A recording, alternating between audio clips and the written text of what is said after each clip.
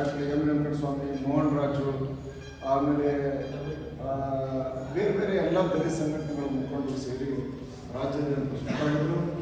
ಆಗ ಕಾಂಗ್ರೆಸ್ ಅಧಿಕಾರ ಬರಲಿಲ್ಲ. ಆ ಒಂದು ಹೋರಾಟದ ಪ್ರತಿಫಲವಾಗಿ ಬಿಜೆಪಿ ಸರ್ಕಾರ ಬಂದಾಗ ಉಪಮುಖ್ಯಮಂತ್ರಿ ಸ್ಥಾನ ಸಿಕ್ತು. ಈಗ ಸದ್ಯದ ಪರಿಸ್ಥಿತಿಯಲ್ಲಿ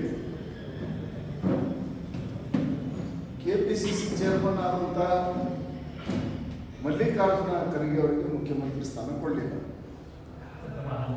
ಎಸ್.ಎಂ. ಕೃಷ್ಣ ಅವರಿಗೆ ಮುಖ್ಯಮಂತ್ರಿ ಸ್ಥಾನವನ್ನು ಕೊಟ್ಟರು. ಅದಾದ ನಂತರ ಮತ್ತೆ ಅವರಿಗೆ ಉಪಮುಖ್ಯಮಂತ್ರಿ ಸ್ಥಾನ ಕೊಡಲಿಲ್ಲ ಯಾವುದು. ಹೀಗಾಗಿ ರಾಜ್ಯದಲ್ಲಿ ಸಾಮಾಜಿಕ ನ್ಯಾಯದ ಹೆಸರಿನಲ್ಲಿ ಬಂದಿರತಕ್ಕಂಥ ಕಾಂಗ್ರೆಸ್ ಪಕ್ಷ ಚುನಾವಣೆ ಬಂದಾಗ ದಲಿತರ ಅಲ್ಪಸಂಖ್ಯಾತರ ಮತಗಳನ್ನು ಪಡೆದಂಥ ಕಾಂಗ್ರೆಸ್ ಪಕ್ಷ ದಲಿತರಿಗೆ ಮುಖ್ಯಮಂತ್ರಿ ಮಾಡಬೇಕು ಅಂತಕ್ಕಂಥ ಒಂದು ಕೂಗು ನಮ್ದಿದೆ. ಹಾಗಂತ ನಾವು ಅಹಿಂದ ವರ್ಗದ ವಿರೋಧಿಗಳಲ್ಲ. ನಾವು ಕೇಳ್ತಾ ಇರೋದು ದಲಿತರಿಗೆ ಮುಖ್ಯಮಂತ್ರಿ ಮಾಡಲಿ ಅಂತಕ್ಕಂಥದ್ದು.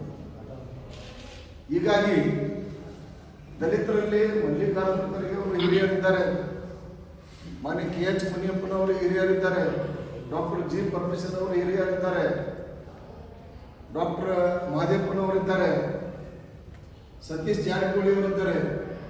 ಯಾರನ್ನ ಒಬ್ಬರು ಪಕ್ಷದ ತೀರ್ಮಾನದ ಪ್ರಕಾರ ಮುಖ್ಯಮಂತ್ರಿ ಮಾಡ್ರಿ ಅಂತಕ್ಕಂಥದ್ದು ನಮ್ಮ ಒಂದು ಒತ್ತಾಯ ಆಗಿದೆ. ಮಾಡಲಿಲ್ಲ ಅಂತಂತಂದರೆ ಲಕ್ಷಾಂತರ ಜನರು ರೊಚ್ಚಿಗೆದ್ದು ಪ್ರತಿಭಟನೆಗಳು ವಿಧಾನಸೌಧಕ್ಕೆ ಮುತ್ತಿಗೆ ಆಗ್ತಕ್ಕಂಥ ಕೆಲಸವನ್ನು ನಾವು ಮಾಡ್ತೀವಿ ಅಂತಕ್ಕಂಥ ಮಾತನ್ನು ಈ ಸಂದರ್ಭದಲ್ಲಿ ಹೇಳಬಯಸ್ತೇನೆ.